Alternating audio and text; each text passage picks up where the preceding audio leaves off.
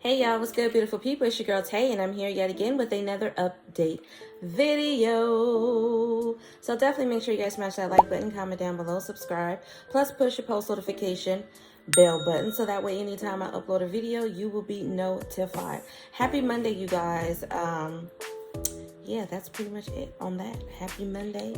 I am up early today. Well, I'm up early pretty much every morning during the week because I have to drop my I have to drop kids off at school and stuff. So I am up, but usually I will go back to bed. And today something was like, no, just go ahead and stay up. And one reason for that is because my work schedule has changed, you guys. Just letting you know, my work schedule has changed. I usually don't start work till about 9, but I usually don't start work until 9:45.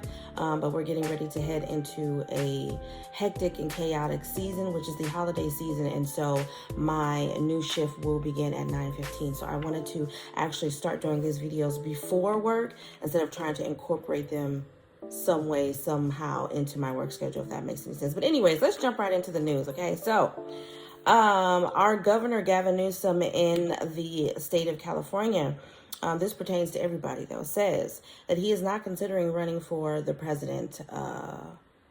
I guess there were some stipulations or conversations about him possibly running for president, but he says no. He says no, and no. He said when asked whether he would run for president in 2024 or 2028 while speaking in Texas this past Saturday, I've said it in French, in Italian. I don't know German. I mean, I cannot say it enough, but thank you. It's humbling. It is sweet. It's a nice thing to be asked, but he is saying no, that is not his life's calling. Okay. He also reflected on recall efforts last year. As I said, I was almost recalled last year, which is true. They went after me hard. That was sobering.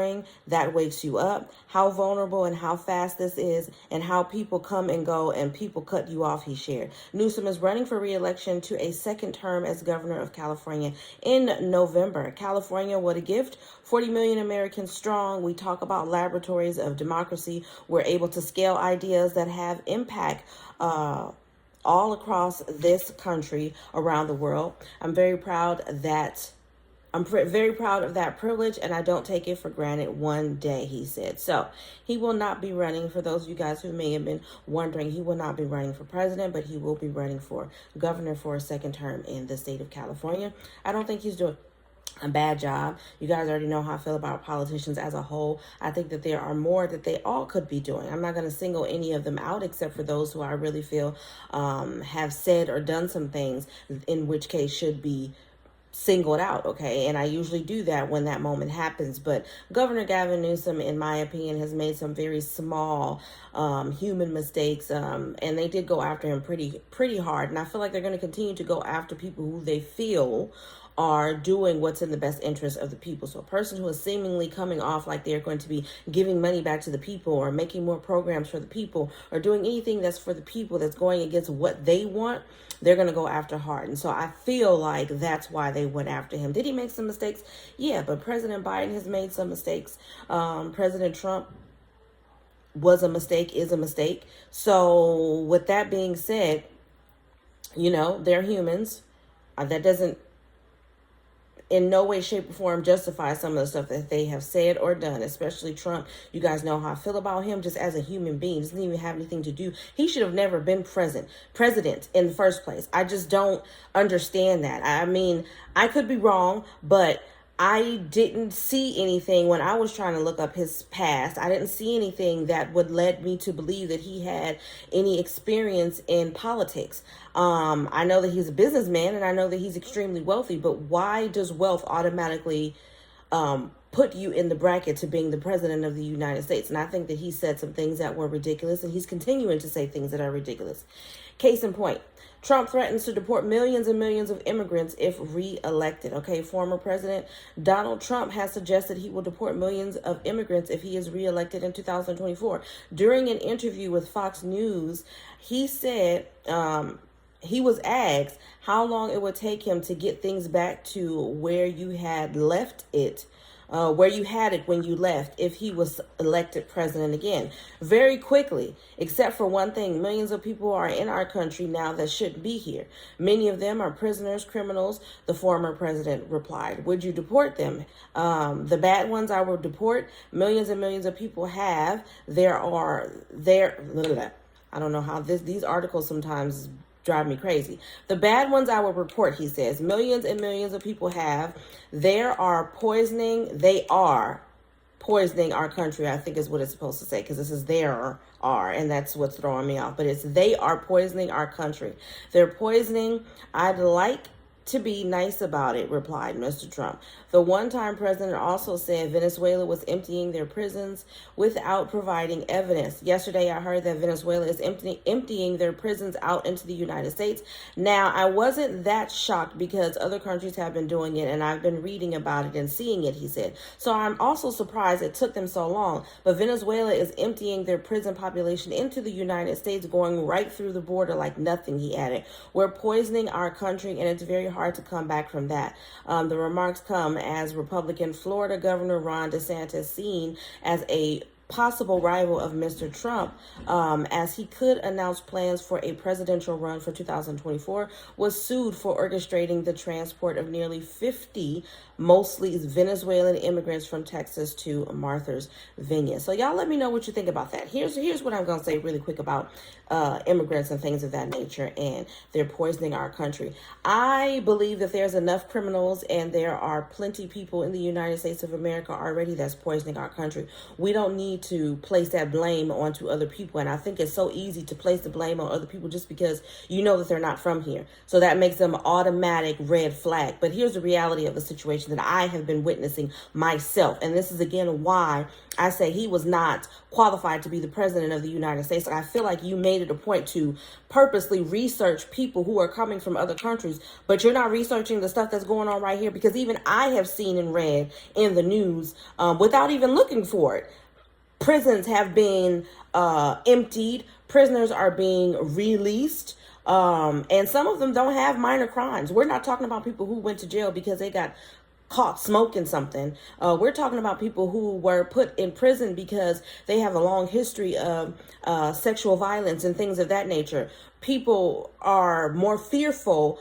Parents are more fearful because there's a lot of child sexual abusers that are out on the streets now, okay? Those people are also poisoning our country. Those people, I feel like, need to stay inside of prison, or they need to be in a mental care facility forever, because obviously the impulse control is not there, right? But you are so hell-bent on immigrants. And I don't think that does he have a point when he says prisoners being released is poisoning our country? Yeah, but I don't think that should be, again, my point is, wherever they're coming from, even the ones that were born and raised in the United States of America, are poisoning the country. Stop trying to make it seem like just because someone is coming from Venezuela, or they're coming from England, or they're coming from China, or wherever they're coming from, that automatically makes them a horrible person, that automatically makes them the enemy. No, we have enemies that are here. Enemies that have been here, okay? So let's just make that perfectly clear. That's where I stand on that, and that's why I can't stand that man. As you guys can tell, I can't stand him. But anyways, moving on from that.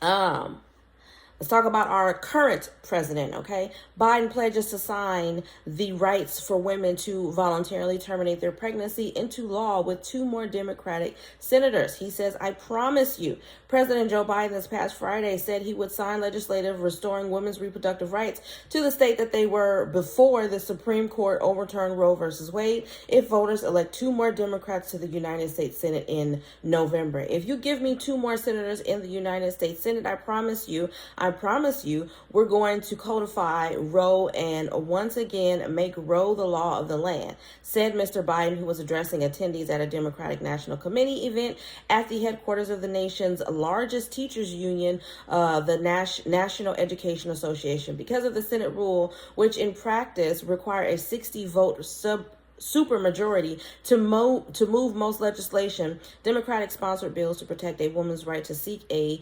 voluntary termination of pregnancy have languished in the upper chamber, but with a 52-vote majority, Democrats could amend Senate rules to allow such legislation to receive an up or down vote on the Senate floor. With 46 days until voters determine whether Democrats will maintain control of the House and Senate, Democrats are leaning into reproductive rights as a signature issue of their closing campaign. So basically, they're trying to campaign on this issue because they know that it has been turning a lot of waves and pages in people's books since it has come out. And you know what?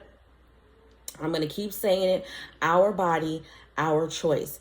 We women are not tools for you men to control. We are not something that you take out of the toolbox and you put back in when you don't want anymore. Our body, our choice. If you have not given birth to a child, then you don't have a right to tell a woman when she can and when she cannot. And again, I'm going to keep saying, if you are going to put these types of stipulations on a woman's body, you should be putting the same types of stipulations on a man's.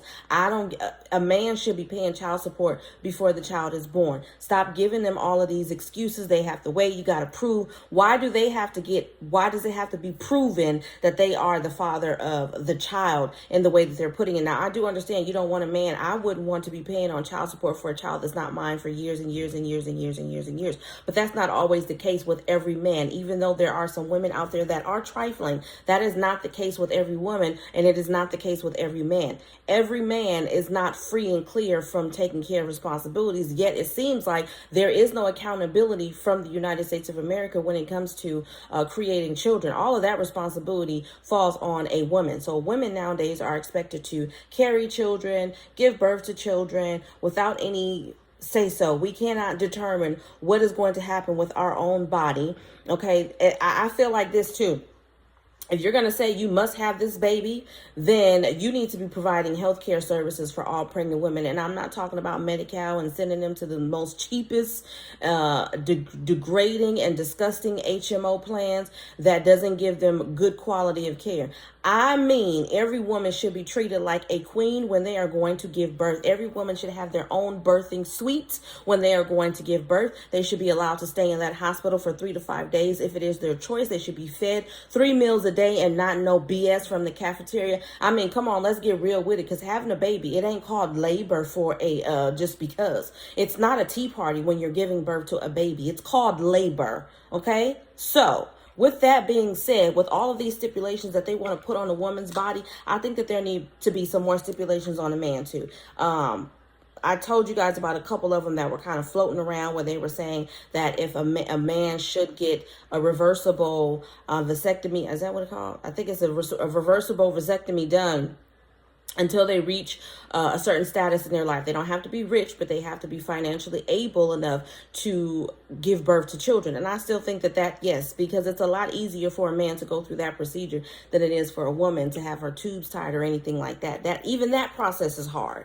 Okay, that's not a simple turnaround. It's surgery. There's a different amount of recovery time for a woman if she goes through and has that procedure done versus what it is for a man, if I'm not mistaken. Okay, but anyways, moving away from there, we're going to end off this Monday, Angry News Day. I'm just playing, you guys, but we're going to end off Monday with emergency SNAP maximum benefits for the month of October. So I did write down a couple of more. As of today, Monday, I don't know the date. I think it's September the 26th or the 27th. Let me check. September the 26th, okay? We have Alabama, November the 1st. D.C., regular issuance. Illinois, October the 21st to the 29th. Louisiana, October the 8th, 15th, 22nd, 29th. Maine, October 7th. New Jersey, October the 1st through the 5th. New Mexico, all month long. North Carolina, October 22nd through the 31st. Oregon, October the 10th, 28th, and November the 1st. Rhode Island, October 3rd. South Carolina, October the 1st through the 19th. Virginia, October the 16th. West Virginia, October the 4th and November the 9th. Wisconsin, October the 15th and December the 10th. Then we have Texas, which has already received their benefits, October the 3rd through the 7th. Utah, October the 29th. Washington, October the 4th through the 20th, staggered. And that is all as of today. All right, you guys, I hope this information was in some way helpful or useful to you guys in the least little bit.